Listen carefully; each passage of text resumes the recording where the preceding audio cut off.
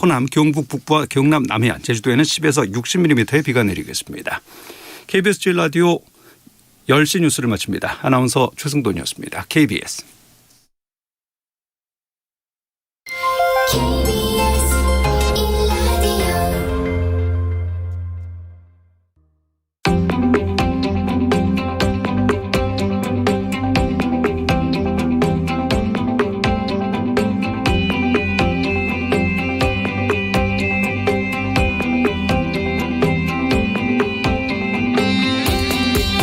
김성환의 시사야.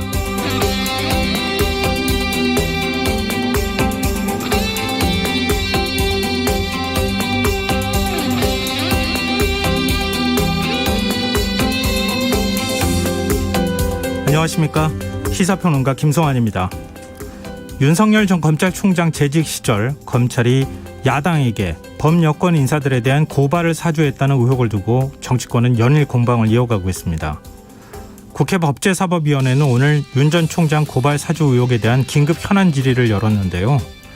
여야가 치열하게 맞붙었지만 고발 사주가 실제 있었는지, 그 배후에 윤 전 총장이 있었는지 명확한 답변은 나오지 않았습니다. 김호수 검찰총장이 정치적 중립을 이유로 국회에 출석하지 않으면서 정보가 부족한 탓에 추측성 질의가 반복될 수밖에 없었던 건데요. 이런 상황 어떻게 봐야 할까요? 정치권에선 각종 의혹과 거친 말을 동원한 공방만 난무하고 있습니다. 민주당은 이번 의혹을 총선 개입 건풍 시도 사건으로 규정하며 총공세에 나섰고, 국민의힘은 여권이 윤석열 찍어내기 시즌2에 돌입했다면서 정치 공작 프레임을 꺼내들며 방어에 나섰는데요. 어지러운 말들 속에 우리가 놓치고 있는 게 무엇인지 잠시 후 뉴스에서 자세히 살펴보겠습니다. 소득 하위 8% 국민에게 1인당 25만 원씩 지급하는 코로나 상생 국민지원금, 오늘부터 요일제로 신청할 수 있는데요. 코로나 상생 지원금이 우리 경제에 어떤 영향을 미칠지 더 깊이 있게 들여다보는 인터뷰 시간에서 전문가와 이야기 나눠보겠습니다. 정치인의 시각으로 국회 움직임을 통찰력 있게 분석해보는 시간이죠. 여의도 인싸. 오늘은 여야 대선 경선 움직임을 중심으로 정치권의 주요 이슈들을 심도 있게 토론해보겠습니다. 김성환의 시사에는 청취자 여러분들의 관심과 참여를 기다립니다. 방송 내용과 관련해 의견 있으신 분들은 문자 보내주십시오. 당첨된 분들께는 모바일 상품권 보내드릴 텐데요. 참여하실 번호는 샵9730이고요. 짧은 문자는 50원, 긴 문자는 100원의 이용료가 부과됩니다. 콩 게시판을 통해서도 무료로 참여하실 수 있고요. 콩 어플리케이션과 KBS 라디오 유튜브 채널을 통해서도 저희 방송을 실시간으로 시청 또 참여하실 수 있습니다. KBS 라디오 김성환의 시사야. 그럼 지금 시작하겠습니다.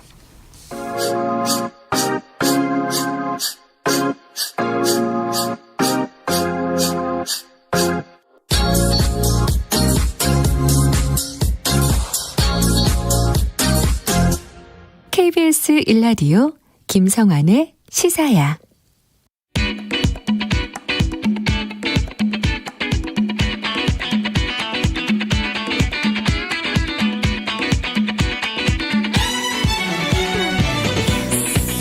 오늘 놓쳤던 뉴스 꼼꼼히 정리해드리는 뉴스야 시간입니다. 김민하 시사평론가 나와 계십니다. 안녕하세요. 안녕하세요. 네. 지난주 후반부부터 윤석열 전 검찰총장 이른바 고발 사주 의혹, 이걸 두고 정치권에서 공방이 계속되고 있는데요. 오늘도 역시 마찬가지였죠? 그렇습니다. 더불어민주당은 이 사건은 국기문란이다 이렇게 얘기를 하고 있고요. 그래서 윤석열 전 검찰총장은 대선 후보직을 사퇴해야 되고 이 문제에 대해서는 신속한 수사가 이루어져야 된다 이렇게 주장을 하고 있습니다. 이재명 지사, 정세균 전 총리 등의 이 대선 후보들도 마찬가지였던 그런 주장을 하고 있고요. 하지만 국민의힘은 이 사건의 성격은 여당이 뭔가 중심에 선 공작 정치다 이렇게 규정을 하고 있고요. 그런 연장선에서 윤석열 찍어내기 시즌2다. 또는 생태탕 시즌2다. 이런 얘기를 막 하고 있습니다. 이런 가운데 국회에서 오늘 긴급 현안 질의가 열렸어요. 그렇습니다. 이 국회 법사위에서 긴급 현안 질의 진행이 됐는데 더불어민주당은 이 국기문란 사건에 대한 진상규명이 필요하다 이런 입장들을 계속 강조를 했습니다. 가령 소병철 민주당 의원의 경우에는 지금 언론에 나온 내용을 조금 더 정확하게 표현하자면 윤석열의 검찰 이용 총선 개입 사건이다 또는 총선 개입 건풍 시도 사건 이렇게 얘기를 해야 된다 이렇게 주장을 했는데요. 국민의힘 의원들은 이 뉴스버스라든지 이러한 보도 신뢰성을 문제를 삼고 있는 그런 상황이었습니다. 그래서 윤한홍 의원 같은 경우에는 이 지라시 같은 허무맹랑한 뉴스다 이렇게 얘기를 했고 장지원 의원은 허접한 기사 하나 가지고 선택적인 현안 질의를 하고 있다라면서 이 현안 질의가 열린 것 자체가 문제다라고 주장을 했는데요. 또 박범계 법무부 장관 출석, 김호수 검찰총장 불출석 이 문제를 가지고도 여야는 입씨름을 벌였습니다. 이 검찰총장이 나와서 답을 해야 상세하게 얘기가 가능한데 법무부 장관만 나와서는 이 얘기가 안 된다 뭐 이런 거였는데요. 이 김호수 총장은 현안 사건 관련 출석 선례가 없고 현재 진상조사가 진행 중이다라는 이유로 불출석을 했습니다. 과거에도 검찰총장이 국회에 잘 안 나오려고 했던 건 뭐 맞는 것 같은데 대신에 박범계 법무부 장관이 나왔잖아요. 그렇습니다. 어떤 얘기였습니까? 그렇습니다. 박범계 법무부 장관의 경우에는 뭐 이 사건과 관련돼서 좀 말을 줄이는 듯 하면서도 여러 가지로 답변이 필요하다라고 이제 주장하는 거에 대해서는 또 자기가 할 말을 또 충분히 했다고 이제 좀 느껴지는데요. 일단 검찰의 정치적 중립과 명예가 달린 중대 사건이기 때문에 신속하고 엄정한 진상조사가 필요하다면서 대검 감찰부에서 지금 조사를 진행하고 있는 상황이다라고 지금 어떤 상황이다라는 걸 설명을 했습니다. 그리고 죄목, 수사 주체 등의 법리적 사항에 대해서도 검토를 마쳤다라면서 추후 진행 경과에 따라서 법무부와 대검에 의한 합동감찰 등의 추가 조치를 고려하겠다 이렇게 얘기를 했고요. 만약에 진상조사 결과가 뭔가 이제 진상규명을 위해서 부족하다고 한다면 수사로 전환하는 것도 고려할 필요가 있다라는 점을 인정을 했습니다. 네, 앞서 장제원 의원 발언을 소개해 주셨지만 윤석열 전 검찰총장 캠프에 있잖아요. 근데 뭐 장제원 의원 얘기를 비춰봐도 알겠지만 지금 윤 전 총장 캠프 측에서는 정치 공작 프레임을 지금 내세우고 있어요. 그렇습니다.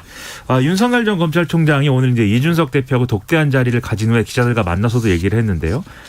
자신이 검찰총장이던 시절에 자신을 고립을 시키고 정치검사들이 여당하고 소통을 하면서 사건 처리한 것 자체가 정치 공작이었고 이런 걸 했던 사람들이 이번에도 같은 프레임으로 지금 정치 공작을 하고 있는데 국민들이 결코 좌시하지 않을 거다 이렇게 얘기를 했거든요. 이와 별개로 이제 윤석열 캠프는 이 사건에 대한 오해와 진실이라는 이름의 설명 자료를 또 내서 같은 주장을 반복을 했습니다. 구체적으로 뭐라고 주장을 했느냐면 이 문제가 된 고발장의 내용은 검사가 작성한 것으로 보기에는 무리한 표현이 많다. 그리고 이 내용도 공개된 자료를 토대로 누구나 작성 가능한 수준의 그런 얘기들이 실려 있다. 이렇게 주장을 했고요. 그다음에 이 고발장을 이제 수신할 주체로 명시되어 있는 이제 대검 공공수사부장의 경우 2020년 1월 인사로 임명됐던 사람이기 때문에 그 사람은 추미애 전 장관 쪽 사람으로 봐야 되기 때문에 지금 의혹 제기에 근거가 없다. 이렇게 주장을 했습니다. 그리고 또 이제 문제가 되고 있는 이른바 제보자 X 지모 씨에 관한 과거에 이 했던 일에 대한 실명 판결문의 경우에는 이미 언론들이 다 확보한 내용이다라고 이제 주장을 했고요.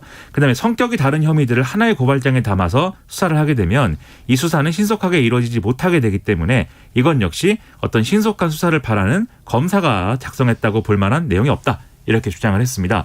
그리고 김웅 의원이 이 최초 해명에서 고발장 작성자는 자기 자신이라고 했기 때문에 이 고발장은 김웅 의원 또는 제3자가 작성했을 것으로 추정하는 게 타당하다. 뭐 이렇게도 주장을 했고요. 그리고 여러 일정들을 고려할 때 이 고발장을 낸다고 해서 총선 전에 수사가 이루어지기는 어려웠을 것이기 때문에 선거에 미치는 영향도 없었을 거다. 이렇게 주장을 했습니다. 그리고 오히려 뉴스버스 보도 이후에 여당 인사들이 한 목소리로 공격하는 걸 볼 때 이것은 정치 공작임이 분명하다라고 재차 강조를 했습니다. 여러 가지 내용을 지금 다 뒤섞은 것 같다는 느낌을 받게 되는데요. 제보자 그 X 지모 씨는 그 검은 유착 사건과 관련해서 최초의 제보를 했다고 하는 그 내용인 거죠. 그 사건에서는 이 감옥에 있는 이철 씨의 대리인이다라고 해서 이제 등장하는 사람이고 MBC가 취재할 때 같이 취재할 때 자리에 대동했던 걸로 되어 있는 인물입니다. 네. 근데 최초 의혹 보도를 한 뉴스버스 측에서는 이 추가 보도를 내놨네요. 그렇습니다. 뉴스버스가 이 문제가 된 고발장 전문을 공개를 했고요. 여기에 대해서 자체적으로 분석한 결과도 이제 공개적으로 보도를 하고 있는데요.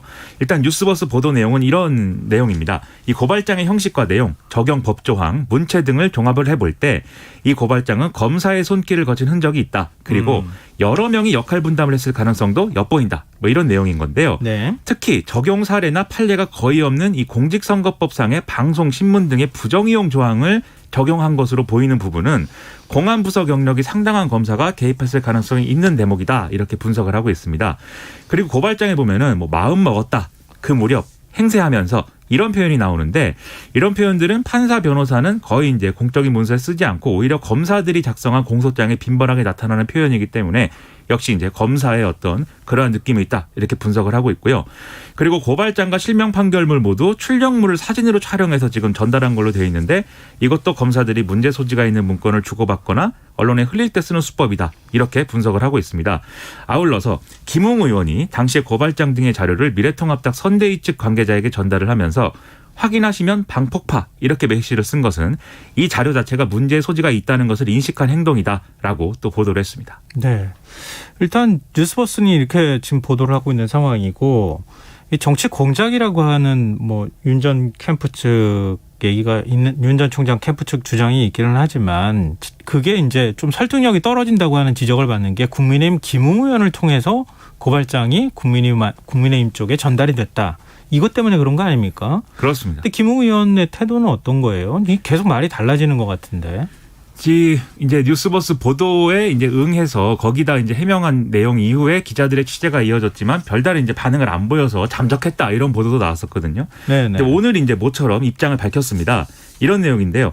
오래된 일이라 기억이 없고 만약 전달받았다고 가정하더라도 보도 내용에 따르면 총선이 임박한 상황인데 이것을 신경 쓰기는 어려웠을 것이라고 판단된다. 이렇게 서술을 했고 고발장 등을 실제로 전달받았는지 누구에게 전달받았는지 전달받았다면 이를 당에 전달하였는지는 확인할 방법이 없다. 이렇게 주장을 하고 있습니다. 그리고 검찰 측에서 작성한 문건이라면 이것의 이제 문제는 검찰에서 밝힐 일이고 그리고 이 자료가 진실한지 여부 그리고 제보 목적 이런 것들은 제보자 측에서 밝힐 문제이다라면서 자신과는 좀 선을 긋는 이런 태도를 보였는데요. 그리고 이제 대화 창을 뭐 폭파 뭐 이렇게 삭제한 것은 네. 위법 여부와 무관하게 제보자의 신원을 보호하기 위한 일상적인 일이었다라고 했고 설사 제보 자료를 당에 전달했다 하더라도 제보자의 의도와 상관없이 이것을 당에 단순 전달하는 것은 위법한 행위가 아니다라고 했습니다. 그리고 지금 언론 보도를 나온 걸 보면은 네. 김웅 의원의 경우에 지금 전달된 고발장이 2개인 거잖아요. 4월 3일 날 전달된 고발장하고 8일 날 전달된 고발장. 네. 근데 8일 날 전달된 고발장에 대해서는 본인이 작성한 것이다라고 지금 주장을 하고 있고요. 네. 그리고 본인이 작성을 했는데 그것을 손준성 검사에게 뭐 봐달라고 했는지 여부는 잘 모르겠다. 이렇게 얘기를 하고 있어서 만약에 이 해명대로라고 한다면 이 고발장은 어쨌든 검찰에 들어갔다 나온 셈이 돼서 이것도 또한 문제가 될 수 있는 내용인데 어쨌든 여러 가지 얘기들이 막 뒤섞여서 나오고 있는 상황입니다. 지금 이제 본인이 작성했다고 하는 내용도 처음에 뉴스버스 측에서 취재를 할 때 그때 한 얘기 아니에요? 그 다음에 이제 말이 달라진 거 아니에요? 그렇습니다. 이게 본인이 작성했다라고 했는데 그것은 이제 8일 날 작성된 최강욱 열린민주당 대표에 대한 고발장이었고 3일 날 이 작성된 고발장에 대해서는 지금 모른다고 계속 주장을 해왔던 거거든요. 네. 근데 오늘 또 우리 KBS 9시 뉴스에 보도된 바를 보면은 이 최강욱 대표에 대해서 작성된 고발장은 그거는 이제 뭐 고발이 됐는지 안 됐는지 모른다라고 김웅 의원은 얘기를 하고 있지만 이후에 몇 개월 지난 후에 보니까 미래통합당이 따로 최강욱 대표를 고발을 실제로 했습니다. 그런데 네. 그때 고발장하고 지금 공개된 이 고발장하고 비교를 해보니까 크게 내용이 별반 다르지 않다. 그래서 유사성이 굉장히 있기 때문에 잘못된 주민등록번호도 똑같이 썼더라. 그렇습니다. 네. 이런 연관관계도 짚어봐야 될 문제다라고 보도를 하고 있습니다. 명확하게 뭐 아직 뭐 진실이 드러난 건 아니지만 이렇게 중간에 전달했다고 하는 사람의 얘기가 지금 어느 정도는 전달이 됐었을 것이다라고 추측할 수 있게 지금 본인이 얘기를 하고 있잖아요. 그렇습니다. 그러니까 이 허무맹랑한 얘기처럼 안 들리니까 자꾸 의혹이 더 커지는 측면이 있는 것 같은데 태도를 좀 분명히 할 필요가 있을 것 같고요. 윤 전 총장은 오늘 이준석 대표하고 독대를 했다면서요? 그렇습니다. 앞서 말씀드렸듯이 이제 독대를 했는데 아무래도 이제 기자들의 관심은 독대를 해서 무슨 얘기를 했느냐, 혹시 이 고발 사주 의혹과 관련된 대화를 나누지 않았겠느냐, 뭐 이런 거 아니겠습니까? 네. 근데 두 사람 다 뭐 이 의혹에 대한 대화를 나누지 않았다 이렇게 얘기를 했고요. 경선 룰이 확정이 됐고 이제 본격적인 경선 레이스가 시작이 되기 때문에 인사할 겸 해서 만났다. 뭐 이렇게 설명을 했습니다. 즉 경선 룰이 확정이 됐기 때문에 그동안의 갈등을 좀 수습하는 차원에서 만났다라는 거였는데요. 그럼에도 불구하고 이번 의혹에 대한 얘기가 안 나올 수는 없었겠죠. 이준석 대표는 이 김웅 의원을 통해서 당이 전달받은 문건이 뭐 어떻게 된 것인지 뭐 접수가 된 것인지 여부는 아직 파악된 바 없다. 이렇게 기자들에게 설명을 했고요. 또 이 검증단 설치에 대해서 처음에는 선관위가 이 검증단 설치 역할을 해주길 바랬지만 그게 논의가 잘 안 돼서 일단은 본선까지 운영할 수 있는 네거티브 대응 조직을 당에다가 이제 설치하려는 논의를 진행하고 있다라고 얘기를 해서 이 윤석열 전 총장 관련 의혹에 대해서는 정면 돌파를 할 가능성이 있는 것으로 이제 얘기를 하고 있습니다. 네. 근데 국민의힘 대선 주자들도 윤 전 총장의 태도나 이런 부분에 대한 비판의 목소리를 내고 있어요. 일단 홍준표 의원이 가장 강하게 지금 비판을 하고 있는데요.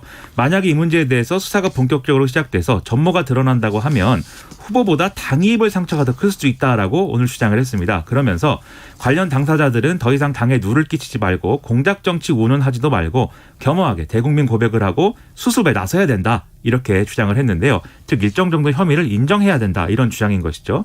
그런데 좀 반대되는 얘기도 지금 나오고 있습니다. 원희룡 전 제주지사의 경우에는 사실관계가 밝혀지는 게 우선이다. 어떤 경우에도 원팀 화학 정신이 중요하기 때문에 우리 이 후보들이 당의 중요 자산이므로 보호해야 된다. 뭐 이런 취지의 주장을 했고 하태경 의원도 감찰 결과라든지 이런 것들이 나오기 전까지는 신중한 입장을 유지할 필요가 있다라면서 홍준표 의원의 태도를 에둘러서 이제 비판하는 모습을 보였습니다. 김웅 의원이 소속돼 있다고 봐야 되는 유승민 캠프는 추가적인 입장은 내놓지 않고 있습니다. 네. 뭐 이른바 고발사주 의혹이 당분간 정치권을 계속 흔들 것 같습니다. 네, 오늘 뉴스아이 여기까지 하겠습니다. 지금까지 김민아 시사평론가였습니다. 고맙습니다. 고맙습니다.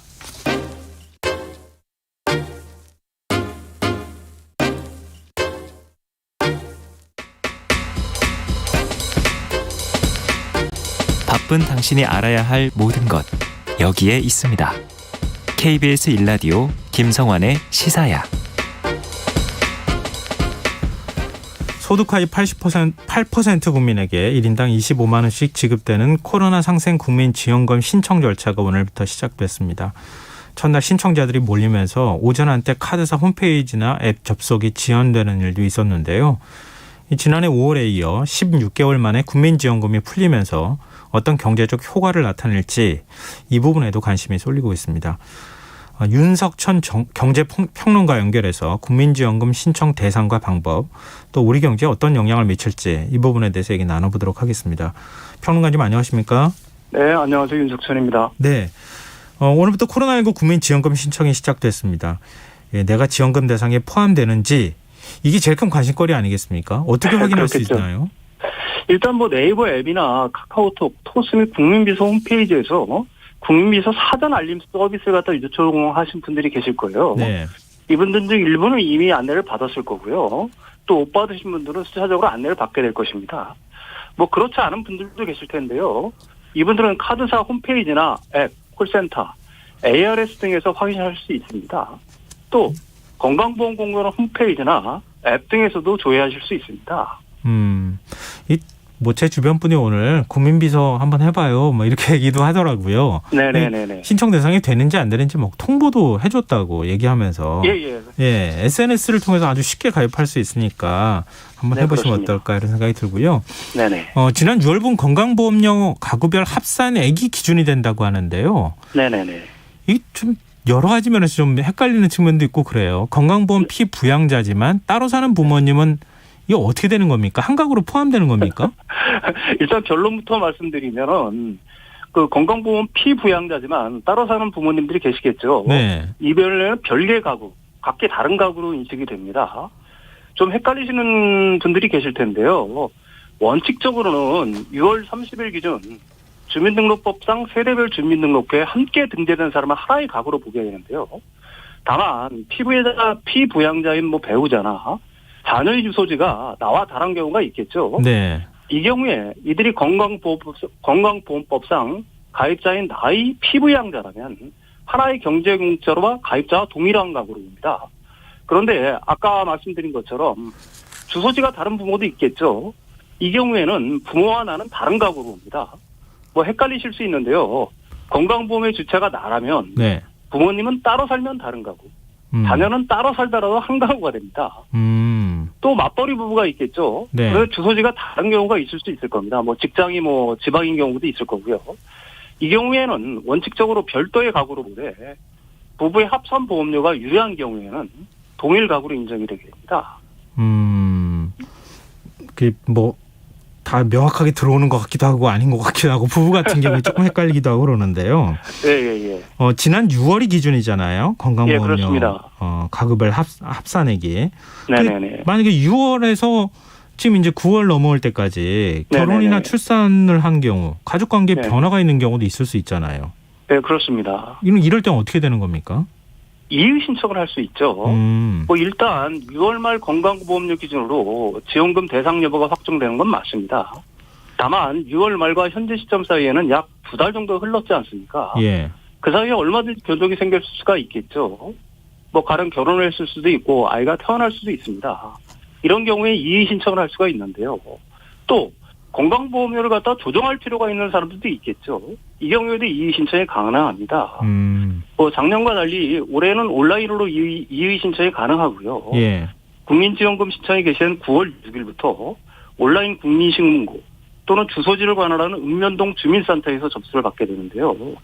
접수된 이의 신청은 자치단체와 건강보험관리공단 심사를 거쳐서 처리가 완료되며 개별적으로 통보가 됩니다. 예. 근데 지급 대상에서 탈락한 분들 사이에서는 좀 불만의 목소리가 나와요. 이 지급 네, 기준에 그렇겠죠. 형평성이 없다. 뭐 이런 지적에 대해서는 어떻게 보십니까? 뭐 가령 연봉 3,500만 원 중소기업 재직자인데 집 마련을 못해서 부모님 집에 거주할 경우 또 부모님도 직장 가입자예요. 네. 이 경우에는 뭐 건강보험료를 가구당 굉장히 많이 낼 수가 있게 되니까 해당 가구는 전체적으로 못 받겠죠. 네. 뭐 반대로 분가를 해서 따로 산다면 양쪽 모두 보험료가 줄어드는 셈이니까 받을 수도 있었을 겁니다. 뭐 당사자는 억울할 수밖에 없겠는데요. 다만 어떤 기준이나 잣대를 사용한다 해도 형평성 논란은 불가피하다고 봅니다. 뭐 국민지원금 취지를 이해할 필요가 있겠죠. 세금의 소득 재분배 기능에 주목할 필요가 있을 거고요. 네. 정치 경제의 목적은 한정된 자원의 효율적 배분에 있다는 걸 이해했으면 좋겠습니다. 네. 다시 말해 이번 국민지원금은 코로나로 힘들어진 계층에 대한 지원의 목적이 있는 거지 않습니까? 네. 뭐 그럼에도 불구하고 선별 지원이라고는 하지만 뭐 정치적 타협으로 88%까지 대상 범위를 늘려서 뭐 사실상 보편 지원과 큰 차이를 보이지 않고 있지 않습니까? 네. 이게 사실 뭐 형평성 논란을 갖다 가중시키는 측면이 있는데 이런 부분은 좀 비판을 피할 수 없다고 봅니다. 네. 시행 첫 주인 오늘부터 이번 주 금요일까지는 요일제가 운영된다고 하는데요. 이거 어떻게 신청하면 되는 겁니까? 뭐 크게 온라인 신청과 오프라인 신청을 할 수가 있는데요. 네. 우선 온라인 신청 방법인데요. 신용카드나 체크카드 모바일이나 뭐 카드형 상품권 온라인 충전을 할 수 있습니다. 신용 체크카드는 카드사 홈페이지나 콜센터, ARES를 이용하면 되고요. 모바일이나 카드형 상품권 신청은 지역상품권 앱을 통해서 하시면 됩니다. 신청인 다음날 충전이 되고 이때부터 사용할 수가 있는데요. 다만 말씀하신 대로 시행 첫 주는 요일제로 운영이 됩니다. 네. 뭐 아무래도 첫 번째 주에는 그 신청자들이 굉장히 몰리겠죠. 뭐 시스템의 과부하를 방지하기 위해서 이런 조치가 내려져 있는 건데요. 네. 뭐 토요일과 일요일에는 출생연도에 관계없이 신청할 수 있고 다음 주부터는 언제든 출생연도에 상관없이 신청할 수가 있습니다. 뭐 두 번째 방법은 오프라인 신청 방법인데요. 네. 9월 13일부터 신청을 할 수 있고요. 신용 체크카드 신청은 카드와 연계된 은행 창구를 방문하시면 되고요. 선불카드나 종이형 상품권 신청은 해당 읍면동 주민센터에서 신청하시면 됩니다. 네. 뭐 온라인이 익숙치 않거나 거동이 불편해 주민센터 방문이 어려우신 분들도 있겠죠. 이런 분들은 카드사 콜센터나 ARS를 이용하시는 게 가장 좋은 방법일 것 같습니다. 네. 또 한 가지 9월 13일부터는 찾아가는 신청 제도도 운영된다고 합니다. 지자체에서 네. 고령자나 장애인들을 대상으로 방문을 해서 신청서를 접수한다고 하니까요. 네. 이렇게 몸이 좀 불평하시거나 연세가 많이 드신 분들은 이런 서비스를 갖다 이용하시는 것도 좋을 것 같습니다. 네. 그 지난해 1차 재난지원금 지급했을 때 하고 이번에 국민지원금 지급한 거 쓸 때 그 사용처가 좀 달라집니까? 뭐 그렇지는 않고요. 예. 우선 뭐 사용 가능은 없지만 소상공인 자영업자가 운영하는 지역사랑 상품권 가맹점입니다. 이걸 갖다 항상 기억을 하셔야 될 것 같고요. 네. 뭐 대표적으로 전통시장이나 동네마트, 편의점, 식당, 뭐 미용실, 약국, 병원, 안경점 구매에서 사용하실 수 있습니다. 또 프랜차이즈 가맹점도 사용할 수도 있는데요. 네. 단 본사가 직접 운영하는 직영점에서는 사용이 불가능합니다. 뭐 사용이 불가한 것을 기억할 필요도 있겠죠. 네. 대형 매장은 안 된다고 보시면 됩니다. 백화점이나 복합 쇼핑몰, 대형마트, 면세점, 유흥업종이나 사행산업, 대형 온라인몰, 홈쇼핑, 배달앱 등에서는 사용이 불가능합니다. 네. 뭐 요약하면 일단 오프라인 위주고요. 오프라인이라도 대형 매장은 거의 안 된다고 보시면 됩니다. 네. 국민지원금 규모가 총 11조인데요. 네네. 지역경제 활성화에 좀 도움이 될 수 있을까요? 그렇다고 봐야 되겠죠. 지난해 경우를 보면 재난지원금 지급 후에 몇 개월 동안은 카드 사용 액수도 늘어났고 소비 심리도 개선되는 효과를 보였죠. 예. 특히 중소자영업자들 매출이 늘었습니다. 뭐 이번에도 비슷한 효과를 보일 거라고 봅니다. 이 일각에선 국민지원금이 풀리면서 좀 물가가 더 오를 수 있는 것 아니냐 이런 걱정도 하거든요. 어떻게 전망하세요? 아무래도 영향이 있겠죠. 예. 원래 추석무렵에는 물가가 좀 오르는 경향이 있지 않습니까? 네. 뭐 여기에 국민지원금으로 일시에 소비가 올리면 물가를 자극할 가능성은 분명히 있습니다. 동시에 코로나19가 잠잠해질 가능성도 높죠. 뭐 소비가 폭발할 가능성도 있습니다. 아무래도 물가 상승 압력이 소비 시즌이 연말로 갈수록 강해질 가능성은 좀 있다고 할 수 있습니다. 근데 마지막으로 이 점도 좀 짚어봤으면 좋겠는데요. 작년에 국민 재난지원금 지급했을 때도 스미싱 범죄가 늘어났었잖아요. 네네네. 뭐 정부나 카드사를 사칭해가지고 하는 네네네. 범죄인데 좀 네. 어떤 점을 주의하면 좋을까요? 가령 뭐 귀하는 국민지원금 대상자입니다. 신청하기를 클릭하세요라거나 예. 지원금 신청이 접수됐습니다. 다시 확인 부탁드립니다라는 문자 메시지를 보내고 뭐 링크를 클릭하라고 하는데요. 이런 문자나 링크를 갖다가 무심코 누르게 되면 악성 앱등이 설치돼 개인정보를 탈취당할 수 있으니까 조심하셔야 될 것 같고요. 네. 뭐 의심스러운 문자로 판단된 경우 클릭하지 말고 바로 삭제하거나 문자를 열람했다면 문자나 인터넷 주소를 클릭하지 말아야 합니다. 또 사전에 수시로 스마트폰 운영 체제와 모바일 백신을 최신 버전으로 업데이트할 필요도 있겠죠. 네, 알겠습니다. 이게 일단 뭐 전화를 하거나 그런 일은 없다. 이것만 네, 좀 그렇습니다. 분명하게 인식하시면 좋을 것 같습니다. 네, 오늘 네네. 말씀 여기까지 듣겠습니다. 고맙습니다. 네, 감사합니다. 예, 지금까지 윤석천 경제평론가였습니다.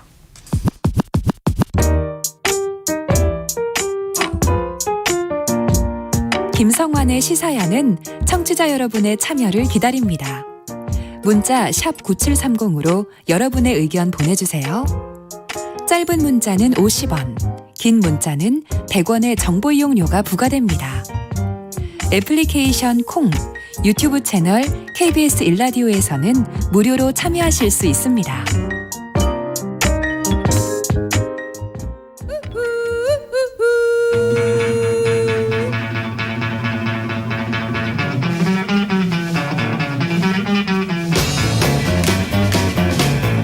정치인의 눈으로 여의도 국회 움직임을 통찰력 있게 꿰뚫어 보는 시간입니다. 여의도 인사이트, 줄여서 여의도 인사인데요. 민주당 신경민 전 의원 자리하셨습니다. 안녕하세요. 네, 안녕하세요. 국민의힘 오신환 전 의원 나오셨습니다. 안녕하세요. 예, 안녕하세요. 네. 예, 민주당 대선 순회 경선 결과 나온 것부터 좀 얘기를 해봤으면 좋겠는데요. 네. 이재명 지사가 과반 득표로 충청권에서 1위를 차지했고 이낙연 전 대표는 누적 득표율 28.19%로 지금 2위를 기록했는데요. 예상보다는 좀 격차가 많이 벌어진 것 아니냐 이런 이제 분석이 나오는데 신경민 전 의원 어떻게 분석하시는지 먼저 얘기 좀 해주시죠. 뭐 깨끗이 졌죠. 깨끗이었습니다. 시원하게. 네, 예상했던 것보다 더 많이 졌습니다. 한 어느 정도로 예상하셨습니까? 이낙연 캠프 쪽에서는. 한 10% 정도는 질 거라고 물론 생각을 했는데 네. 10%를 넘어갈 거냐 말 거냐 뭐 이런 정도를 예상을 했고 사실 그쪽 지역 그 언론에서 한 것도 대충 그 정도였는데 예상보다 훨씬 많이 졌습니다. 근데 이제 더 깜짝 놀란 건 네. 이게 당원 투표잖아요. 그렇죠. 권리당원 근데 투표죠. 딱 50% 나왔습니다. 50.2% 정확하게. 투표율이. 투표율이. 네. 그래서 이게 도대체 뭐냐. 이건 당도 책임이 있고 후보들도 책임이 있는 거죠. 이렇게 당원 투표가 대선 국면에서 낮은 건 또 처음이라고 그래요. 네. 그래서 이건 좀 심각하게 받아들여야 되는 거 아니냐라는 얘기를 우선 했고요. 네. 그다음에 이제 1, 2위 후보 차이가 이게 하프 게임이 된 거예요. 이건 또 뭐냐 라는 것. 지금 두 가지 이 통계가 굉장히 좋지 않습니다. 네. 그래서 이걸 지금 놓고 뭐 이제 어저께 후보가 이제 세종시에서 올라왔고요. 네. 이제 지지 의원들이 저쪽은 뭐 축배를 들었을 거고, 네, 이낙연 후보 측은 뭐 굉장히 심각한 회의를 해서 사실 그 회의는 오늘까지 이어졌습니다. 그래서 어저께 저녁부터 시작이 돼서 오늘 또 하고 후보하고도 한참 얘기를 하고 그랬는데 하여튼 모든 일정은 일단 취소하자. 그 분석 결과는 네. 오신환 전 의원께 좀 평을 한번 듣고 난 다음에 분석 결과 왜 이런 결과가 네. 나왔는지 좀 더 얘기를 깊이 네. 있게 얘기를 해보도록 네, 하죠. 알겠습니다. 예, 오신환 전 의원 어떻게 보셨습니까? 예, 뭐 사실 그러니까 이낙연 후보께서 이재명 후보를 어느 정도의 격차로 혹여 이렇게 따라잡을 수 있는 가능성을 보여줄까라는 기대치가 좀 있었잖아요. 그렇죠. 예, 그거 여부에 따라서 그렇습니다. 근데 이제 예. 첫 번째 충청권에 대한 권리당원 대의원 투표 결과가 지금 말씀하신 대로 더블 스코어로 났단 말이죠. 사실 저도 좀 놀라운 측면도 있고 역시 이제 이재명 후보의 대세론의 기세를 가져가는 그 계기가 될 수밖에 없는데 다만 이제 주말에 있는 이제 1차 슈퍼 위크라고 하는 네. 예, 국민 선거인단의 투표 그리고 추석 이후에 호남권이 지금 권리당원이 한 20만 2천 명 정도 되지 않습니까? 지금 요번에 충청권이 7만 5천 정도 되잖아요. 네. 그러니까 굉장히 많은 숫자가 아직 많이 남기는 했고 또 특히 이낙연 후보님의 그 지지 기반이 이제 호남을 기반으로 하고 있으니까 네. 이 민주당의 어떤 그 지지 세력들, 주 세력들이 결국에 호남에 있는 당원들이기 때문에 그분들이 어떻게 전략적으로 판단하고 지지할 것이냐. 요게 이제 제일 중요한 포인트가 될 것 같은데요. 만약에 이제 주말에서 슈퍼위크에서 또 마찬가지로 더블 스코어 정도의 이런 격차가 벌어진다. 그러면 상당히 저는 그 이후에 투표에도 영향을 미치지 않을까 이렇게 보여집니다. 예. 지금 이제 민주당이 앞서가고 있고 네. 국민의힘은 이제 뒤따라가고 있는 거잖아요. 일정상으로 보면 국민의힘의 각 대선 주자들이 이번 선거 결과를 어떻게 분석하면 좋고 우리가 만약에 지금 뒤처져 있는데 앞서기 위해서는 그럼 어떤 전략을 만들어야 될지 아마 고민 굉장히 많을 것 같은데요. 지금 일단 이낙연 전 대표 네. 뭐 지금 비대위도 열고 뭐 어제 오늘 계속 회의하셨다고 하는데 패인을 어떻게 분석하고 계십니까? 지금 패기는 물론 이제 우리의 간절함과 뭐 이런 호소가 좀 모자라지 않느냐라는 게 물론 있죠. 예. 우리 내부에서 찾아야 되죠. 근데 이제 또 하나는 이재명 후보라는 분이 지난 12년 동안의 공직 생활에서 굉장히 많은 여러 가지 흠을 보였어요. 네. 그래서 불안한 후보다, 위태로운 후보다라는 걸 계속 얘기를 했는데 여론이 이걸 쳐다보려고 하지 않는 겁니다. 네. 도대체 왜 그러냐? 이제 사이다 발언 때문에 그러는 거냐? 이제 그런 거죠. 그래서 왜 여론이 이런 흠에 대해서 눈길을 주질 않고 계속 장점만 보려고 하느냐. 혹시 덜 알려진 거 아니냐. 아니면 알지만 됐다. 뭐 이런 흠이 있음에도 불구하고 이길 수 있다고 이길 수 있는 후보냐 이렇게 보는 거냐. 네. 지금 거기에 아마 지금 우리가 찾는 해답이 있는 거 아닌가 싶어요. 제가 보니까요. 이게 여야 할 거 없이 네. 저는 좀 조금 지금 시대의 가장 큰 문제점 중에 하나가 양극단에 있는 유튜브를 통해서 예. 이 지지층들에 대한 이 핵심 당직자들이 거기에 많이 경도돼 있어요. 그러니까 지금 민주당 진보 쪽의 유튜브의 대부분이 지금 이재명을 지지하고 있고 또 우리 보수 진영에서도 대부분이 윤석열을 지지하고 있어요. 이유는 잘 모르겠지만, 네. 이제 그런 것들에 굉장히 많이 이제 접속해서 보는 사람들이 대부분 이제 아주 열의를 갖고 있는 핵심 당직자들이잖아요. 이제 그러다 보니까 거기에 많이 이렇게 경도되고 치우친 측면이 있지 않나. 저는 좀 그래서 정보가 전달되는 창구 그 채널 자체가 그 굉장히 좀 이게 다채널로 되고 스스로 판단하고 분석할 줄 있어야 되는데 이게 너무 한쪽의 정보들만 지금 제공되고 있는 측면이 있어서 굉장히 좀 우려스러운 측면이 있습니다. 근데 가까이 정치권에 계시는 분들 입장에서 보면 유튜버의 영향력이나 이런 걸 거의 뭐 체감하는 거잖아요. 근데 그분 정치권에 계시는 분들 입장에서는 그렇게 느낄 수도 있겠지만 좀 떨어져 있는 국민들 입장에서 볼 때는 앞서 말씀하셨던 것처럼 이재명 지사의 흠이야 뭐 모르는 국민이 어디 있습니까? 글쎄 뭐 엄청나게 너무, 논란이 많이 됐잖아요. 그렇죠. 근데 그 흠을 몰라서 이재명 지사를 찍는 건 아닌 것 같다는 생각이 들거든요. 그럼 다른 요인들 윤석열 전 검찰총장도 지금 뭐 잠깐 말씀하셨지만 뭐 데뷔 이후에 뭘 보여준 게 없다부터 네. 시작해서 굉장히 많은 설화에 휩싸였잖아요. 네. 지금 이제 고발 사주 의혹까지 휩싸였고 또 장모와 관련되는 문제, 가족 문제 더 나오지 않겠느냐는 얘기도 나오는데 지지율이 크게 안 흔들린단 말이에요. 지금까지는. 물론 늘어나지도 않지만 이건 뭔가 국민들이 바라는 메시지가 있는 것 아니냐. 그걸 어떻게 잘 읽느냐가 중요한 게 아니냐 이런 생각도 들더라고요. 그래서 지금 이게 위기잖아요. 뭐 코로나로 이야기가 된 여러 가지 위기들이 지금 뭐 국내적으로 국제적으로 뭐 글로벌하게 있는 건데 이 위기 국면에서 그러면은 돌파력을 가진 지도자를 국민들이 원하기 때문에 웬만한 흠은 눈에 들어오지 않는다. 뭐 이렇게 네. 국민들이 결정을 한 거 아닌가 하는 느낌이 들 정도고요. 네네. 또 이제 아무래도 여의도 정가들은 유튜버들 또 많이 들여다보고 있지만은 레가시 미디어, 그러니까 전통적 미디어를 또 굉장히 비중이 높게 보는데 전통 미디어의 영향력이 아무래도 눈에 띄게 줄어든 것 같습니다. 그 영향도 분명히 있을 거고요. 그러니까 이런저런 것들이 지금 국내외적 상황이 얽히면서 국민들이 원하는 지도자 상이 좀 달라진 거 아닌가. 그래서 흠은 있어도 뭐 좋다. 뭐 이렇게 판단을 하는 거 아닌가 하는 느낌이 들 정도예요. 지금 청취자분들도 문자 계속 주고 계시는데요. 네거티브 전략 실패는 아닙니까? 이런 의견들이 여러 건이 지금 올라와 있어요. 네. 정책을 제대로 보여주지 못하고 있다. 이런 얘기도 하고 있고요. 그러니까 네거티브 전을 펼친 부분은 어떻게 보세요? 네거티브라고 자꾸 규정을 하는데 예.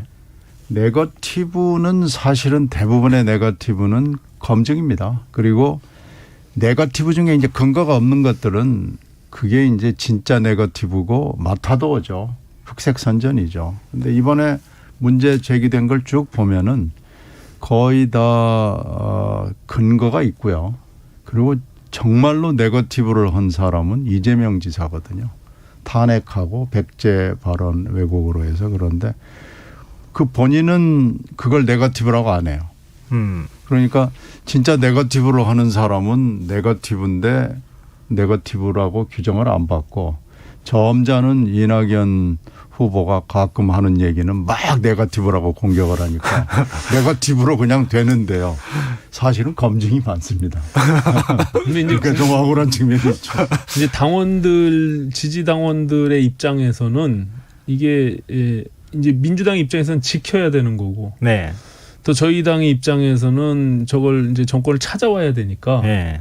누가 그런 역할을 가장 세게 강하게 잘할 수 있을까를 보는 것 같아요. 그러니까 지금 시대에 그런 어떤 적극적이고 어떻게 보면 더 극단적인 그런 후보들, 지금 뭐 이낙연 후보와 이재명 후보와의 캐릭터는 완전히 다르잖아요. 네. 그러니까 그런 식의 캐릭터를 선호할 수밖에 없고 뭔가 이렇게 돌파해낼 것 같은 그런 쪽의 선호 그 추세가 나오는 게 아닌가라고 생각을 하고요. 경선은 기본적으로 이 치열하고 싸울 수밖에 없어요. 네, 그거를 뭐 그렇죠. 국민들이 뭐 아무리 그걸 하지 말라고 해도 어떻게 보면은 이제 그런 뭐 이게 네거티브냐 검증이냐 이런 논란은 계속 있어 왔지만 네. 그것을 뭐 아무것도 안 하고 그냥 단순히 정책만 나열해 놓고 뭐 이게 좋냐 저게 좋냐 이렇게 할 수는 없는 거거든요. 정책은 잘 안 들어오잖아요. 예, 그래서 지금 이제 민주당에서도 그런 과정들이 쭉 있어 왔는데 뭐 저희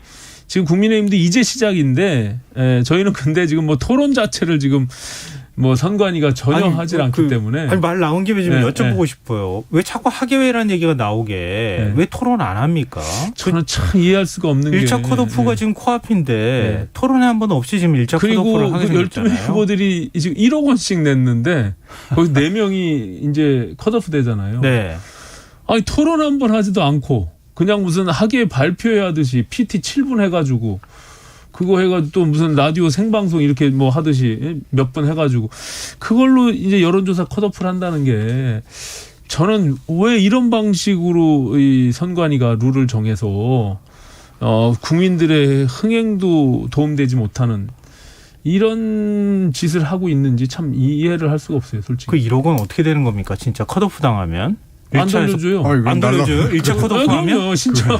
그냥 끝나는 거예요. 그럼요. 그건 무조건 날아가는 겁니다. 아니 아무리 그래도 어떻게 토론회 한 번도 안 하고 지금 아무것도 못했잖아요. 그러니까 참 답답합니다. 예.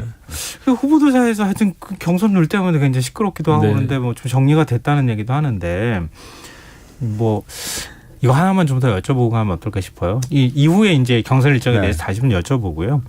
이낙연 전 대표가 네거티브하고는 안 어울린다고 하는 평가에 대해서는 어떻게 보십니까? 그러니까 이낙연 전 대표가 글쎄요. 후보들 간에 좀 네. 격하게 붙을 때는 네. 적극적으로 품위만 유지하지 말고 좀 시원하게 그냥 한번 싸우거나 이렇게도 했다가 아니, 원래 되는데 캠프 인사들만 싸우고 대표는 저 너무 점잖은 그거 아닙니까? 원래 성정이 좀 그런 분이에요. 이낙연, 그거 잘 못하는 거예요? 그런 걸 잘 못하는 분이에요. 그래서 좀 단호하게 하고 자를 건 자르라고 그래도 알았다고 그러고 실제 토론에 들어가서는 그런 걸 잘 못하는데요. 이제 그 표 차이를 보고 좀 달라지겠죠. 내일 대구에서 토론이 있습니다. 그리고 이제 다음 주에는 그 MBC 100분 토론이 있고 또 호남 토론이 있어서 추석 전까지 3개의 토론에서 좀 다른 모습을 보여주자. 지금 뭐 그렇게들 얘기를 하고 있습니다. 근데 제가 민주당의 이낙연 후보님 그 예를 들어서 이제 검증하는 네. 토론에서 질문하는 모습을 봤는데요. 네. 지금 굉장히 점잖게 과거에 이렇게 질의응답하듯이 네. 그 톤도 모노토너스하게 또 느리게 네. 천천히 안 어울리더라고요.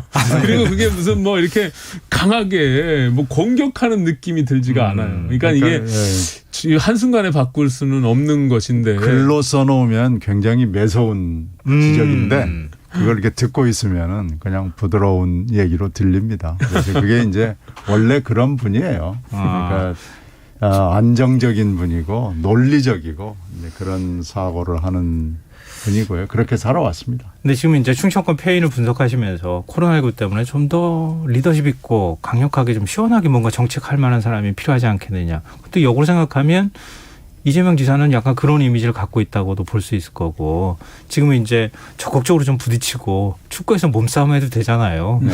근데 후보가 좀 나서서 사실 캠프 인사들이 공격할 때 후보가 너무 점잖은 척하면 약간 위선적으로 보이는 측면도 있거든요. 아니 뭐 솔직히 얘기하자면 다른 모습을 보여주기로 했습니다. 아 진짜요? 그래 결론을 좀 내렸습니까? 아니 뭐 굉장히 오랜 시간 동안 뭐 얘기를 했고요. 이제 뭐 이제도 남겨둘 게 남은 없잖아요. 시간이 별로 없어요. 사실은. 그러면 그러면은 이제 앞으로 일정이 10월 3일날 2차 슈퍼위크가 있잖아요. 이제 추석 지나고 난 그렇죠. 다음에. 1차가 있고 이제 네. 그 다음이 이제 호남이 껴있고. 이번 주말이 이제 TK 지역하고 강원도고요. 네. 그리고 이제 일요일에 1차 슈퍼위크가 있고 그리고 추석 연휴로 들어갔다가 호남이 있습니다. 예, 호남이 굉장히 호남 중요하죠. 분들이 당원도 많고요.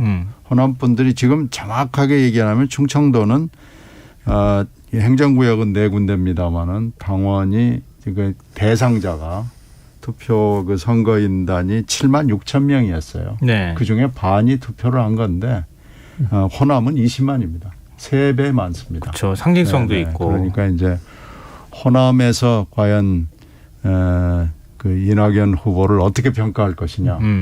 이 위기에 경험과 안정을 선택할 것이냐 아니면 이재명의 저돌성을 선택할 것이냐를 호남 분들이 이제 판단을 내리는데 그게 이제 결정적 판단이 될 걸로 보입니다. 저 비장의 카드를 캠프 내에서 준비하고 계시는 건가요? 아니 뭐 해야죠. 이제는 뭐 안 할 수는 없는 상황이 된 겁니다. 그 바뀐 모습의 이낙연 후보의 결과를 보고 네. 저희도 그걸 배워야 되니까 그 결과가 좋게 나오면 저희도 확 바꿔서 한번 해보려고 합니다. 뭐 사실 지금 유승민 후보도 네. 너무 점잖다 이런 그렇죠. 얘기가 있잖아요. 아니, 두 후보가 좀 비슷해요. 이게 사실은 뭐 저희가 뭐 이낙연 전 대표하고 유승민 전 의원 이제 후보 쪽 양쪽 얘기를 중심으로 해서 얘기를 풀어갔지만 결국은 이렇게 거울에 비춰보면 다른 후보가 왜 강점을 가지고 있는지 그대로 또 드러나 그렇죠. 보이는 것이랑 그렇죠. 마찬가지거든요. 이재명, 윤석열 후보가 또 비슷한 측면이 또 있죠. 그런 면에서 앞으로 민주당 경선이 어떻게 좀 진행이 될지 좀 기대를 가져보고요. 지금 여러분께서는 KBS 라디오 김성환의 시사회와 함께하고 계십니다. 여의도 인싸 국민의힘 오신환 전 의원, 민주당 신경민 전 의원과 함께하고 있습니다. 이제 정치권에서 제일 뜨거운 이슈 얘기는 안 할 수가 없는데요. 네. 윤석열 전 검찰총장의 고발 사주 의혹 두고 지금 공방이 벌어지고 있습니다. 윤 전 총장 측은 여권의 정치 공작 프레임이다. 뭐 이렇게 얘기를 하고 있어요. 근데 이게 뭐 김웅 국민의힘 의원이 중간에 껴 있어서 네네. 본인이 사실상 전달한 걸 시인했다고 해도 과언이 아닌데 고발장을. 예. 근데 정치 공작 프레임이 이게 맞는 얘기입니까? 그러니까 이제 윤석열 후보 입장에서는 이게 첫 번째가 검찰총장으로서 뭐 묵인을 하거나 지시한 사항이 있느냐 예. 이게 중요한 포인트가 될 거고요. 또 한 가지는 그 고발장을 말 그대로 검찰이 손준성 검사가 작성해서 고발을 사주했느냐 이 두 가지가 쟁점인데 예. 사실 그 부분에 대해서는 아직 정확하게 팩트 체크가 안 되고 있는 거죠. 그러니까 뭐 김웅 의원은 그 내용인지 여부를 떠나서 그 당시에 후보자로서 정신이 없을 때 받는 거를 족족 그 당에다가 전달을 했다라는 예. 그런 기본 취지만 읽는 것이고 예. 오늘 뭐 텔레그램 방에 이제 그 내용들이 공개가 됐는데 이제 아까 말씀드린 이 고발 사주라고 하면 그게 이제 가장 중요한 문제니까 네. 검찰이 야당에게 고발을 사주했느냐 지금 말씀드린 그 두 가지 이 측면이 이제 드러나야겠죠. 그래서 저는 하루빨리 이게 검찰이 지금 뭐 대검에서 감찰을 하고 있고 또 필요하면은 저는 수사까지라도 빨리 해서 이 실체를 갖고서 이야기를 해야지 자꾸 이게 그냥 사실 그 뭐 뉴스버스라고 하는 그 매체가 네. 사실 올해 5월 달에 만들어진 매체거든요. 그리고 네. 그동안 뭐 특종 단독 했던 것이 다 윤석열 후보와 관련돼 있는 줄리 특종 뭐 지금 뭐 고발사주 특종 뭐 이거를 하고 있는 건데 그 시점이나 의도도 좀 사실은 제가 봐서는 불분명해요. 왜냐하면 이게 4월 달에 지난 총선 때 이미 전달된 내용을 네.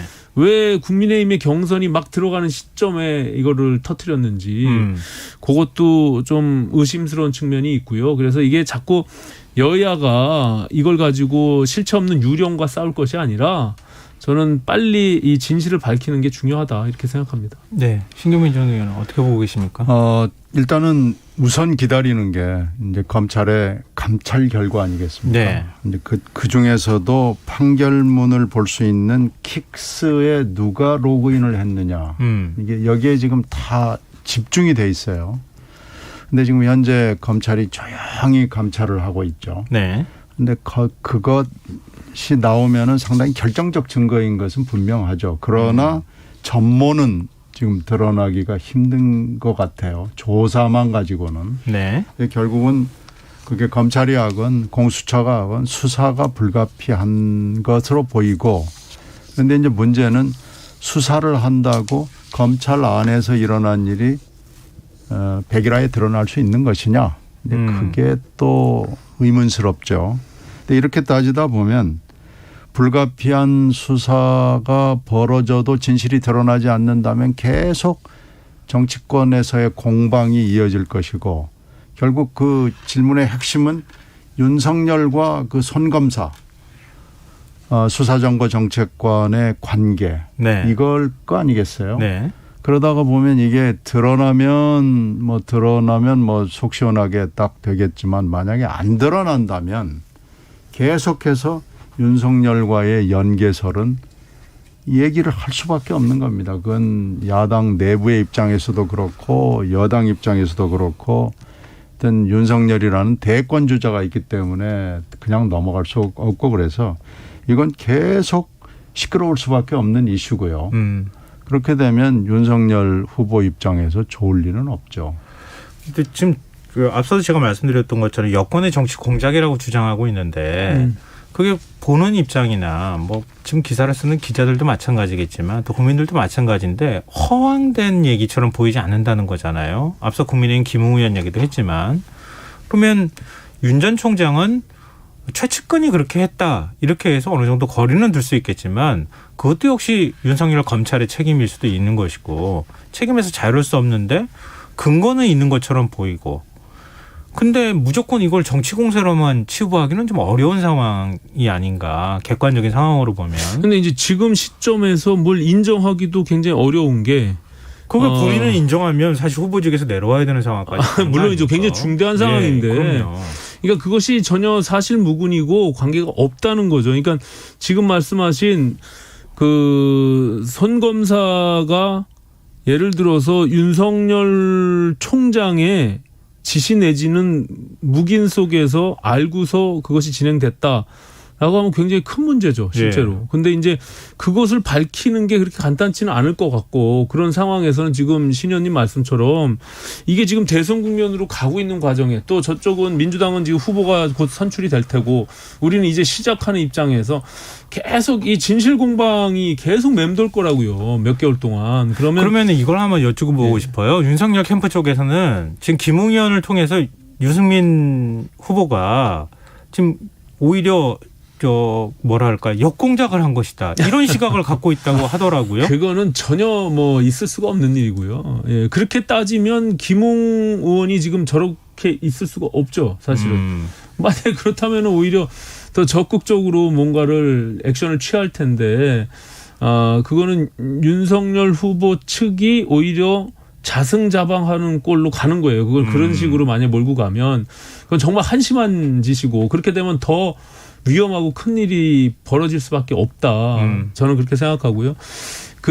아무리 당내에서 경선에서 그것을 이게 치열한 경쟁을 하더라도 그런 식의 어떤 음모와 조작, 이런 것들로 이루어진다라고 상상하는 건 좀 어렵습니다. 이게 그렇기 때문에 네네. 그건 굉장히 위법성이 들어가 있는 부분들이 있어서 굉장히 조심스러운 부분이거든요. 그래서 그 실체를 밝히는 게 제일 중요하다라고 생각하고요. 어쨌든 그게 뉴스버스에서 이제 하나씩 이렇게 뭐 필요할 때마다 이게 조금씩 기사화하는데 제가 봐서는 빨리 그 내용을 밝히고 필요하면 지금 공수처에다가 뭐 시민단체에서 이미 고발을 했기 때문에 빨리 수사가 이루어지든지 그래서 저는 실체를 밝히는 게 우리 당으로서도 데미지가 좀 줄어드는 입장에 있는 것이고 윤석열 후보 측에서도 그것을 바랄 겁니다. 예. 네. 뭐 두 분 공이 뭐 공통적인 의견은 진실 규명하는 게 중요하다 이런 거 아니겠습니까? 검찰이 그게 쉬워 보이지는 않아요. 네, 뭐 쉽지는 않겠지만 절대 쉬워 보이지 않습니다. 근데 윤 전 총장의 지지율이 앞으로 어떻게 되느냐 이것도 굉장히 중요한 문제잖아요. 국민의힘 당 차원에서도 마찬가지지만. 그렇죠. 예, 그 신경민 전 의원은 어떻게 전망하세요?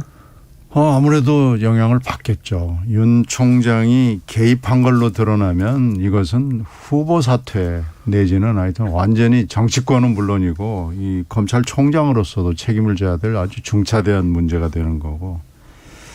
만약 개입하지 않은 걸로 드러난다면 그건 좀 얘기가 달라지는 건데. 근데 이제 문제는 그 중간쯤이 있을 거예요.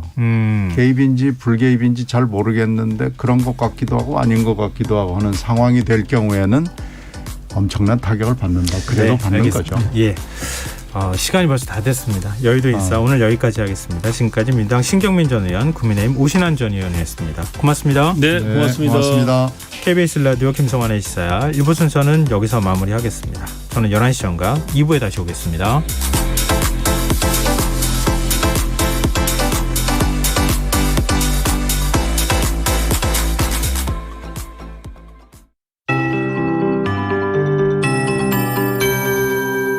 KBS 58분 날씨. 현재 전국이